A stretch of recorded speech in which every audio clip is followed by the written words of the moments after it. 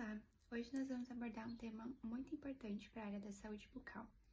Nós fizemos esse projeto, foi desenvolvido por mim, Emily, pela Luana, pela Lívia, Natália, Nicole e Thaisa, na disciplina de patologia bucal. Esse projeto vai abordar as informações mais necessárias sobre um tema muito importante, que é a diabetes mellitus e a leucoplasia oral.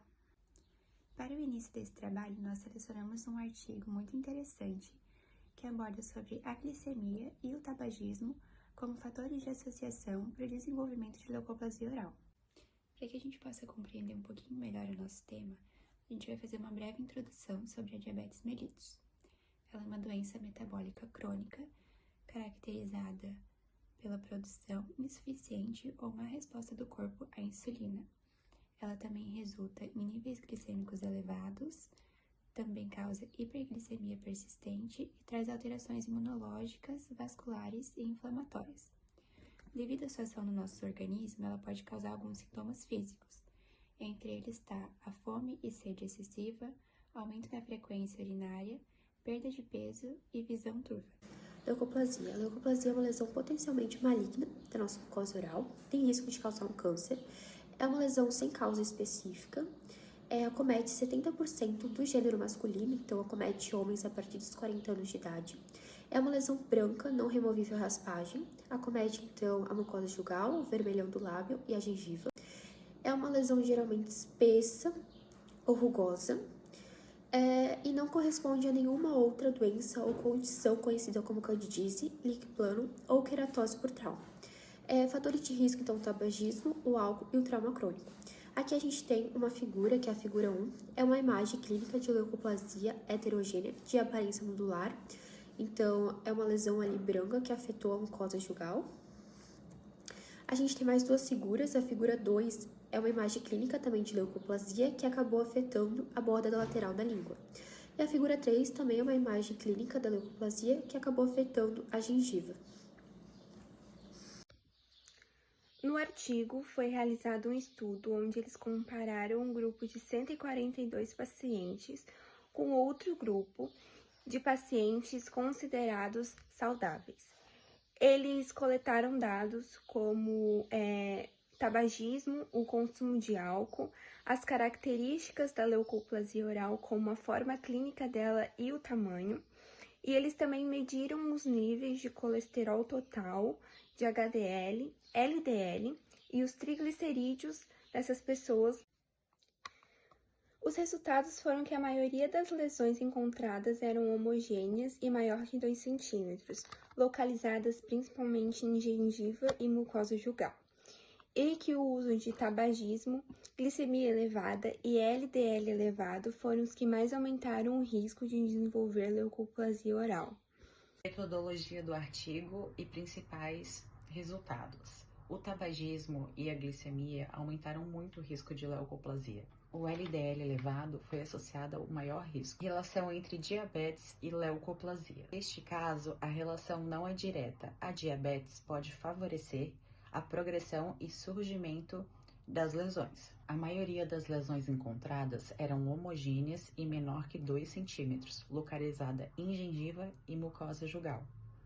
A diabetes descontrolada compromete a microcirculação e a imunidade, deixando mais suscetível a mucosa oral e a lesões. Por isso é importante reforçar a importância do acompanhamento odontológico. A diabetes descontrolada compromete a microcirculação e a imunidade, deixando mais suscetível a mucosa oral e a lesões. Por isso é importante reforçar a importância do acompanhamento odontológico. Eu vou explicar para vocês agora como que a diabetes, em associação a hábitos tabagistas, ela vai influenciar tanto no desenvolvimento de lesões como, por exemplo, a leucoplasia oral, tá? A diabetes mellitus e o tabagismo, quando elas estão associadas, eles criam uma sinergia que aumenta o risco de desenvolver leucoplasias. A diabetes, ela compromete a circulação sanguínea enquanto o tabagismo, ela agrava esses problemas, danificando também a vasculatura, aumentando o estresse oxidativo e prejudicando a função glandular e imune da nossa boca, criando um ambiente propício para o desenvolvimento de leucoplasias. Quanto maior o uso, o consumo de cigarros, maior vai ser o risco de desenvolver leucoplasias e de transformações malignas. Ou seja, não só o hábito em si, mas também a intensidade e a duração do tabagismo vão influenciar diretamente no prognóstico. A leucoplasia em fumantes vai apresentar maior taxa de displasia epitelial e, portanto, um maior risco de evolução para um carcinoma. A mucosa oral, quando ela é exposta constantemente às toxinas do cigarro ou do tabaco, ela sofre agressão repetida que acelera o processo de transformação maligna. Em muitos casos, a interrupção do tabagismo vai favorecer a regressão e a melhora da resposta cicatricial e imunológica do nosso corpo. É uma conduta preventiva essencial que deve ser reforçada em pacientes fumantes com ou sem a diabetes. Agora vamos falar um pouquinho das importâncias clínicas, né? A gente precisa ter conhecimento das condições, dos hábitos do paciente, então por isso que a anamnese é tão importante, né? Por exemplo, na questão da diabetes, a gente vai precisar ter um controle glicêmico rigoroso, porque o controle glicêmico vai ajudar a manter a glicemia nos níveis adequados e vai ajudar a reduzir a inflamação crônica e o estresse oxidativo, diminuindo então as chances da evolução das lesões orais, né? Dessa lesão oral. E a diabetes também aumenta o risco de transformações malignas. Devido à hiperglicemia, à inflamação crônica, estresse oxidativo, alterações hormonais que favorecem a proliferação de células tumorais, aumentando então a probabilidade do desenvolvimento de câncer, o tabagismo, por sua vez, vai piorar o controle da glicemia, vai agravar a inflamação e o estresse oxidativo. Ela tem um efeito direto nos receptores nicotínicos e que contribui para um ambiente propício para o desenvolvimento de tumores, tá? A gente precisa ter um acompanhamento odontológico periódico, né? As consultas regulares vão ajudar a gente a detectar alterações precoces, né? Monitorar lesões brancas e orientar quanto ao abandono do tabagismo. A gente tem que ter um mínimo de conhecimento sobre a lesão a ponto de saber reconhecer que tipo de biópsia vai ser feito. Porque a gente sabe que uma biópsia excisional só vai ser feita em caso de lesões menores ou essencialmente benignas, né? E para lesões grandes ou suspeitas de lesões malignas, né, sempre será feita uma biópsia incisional.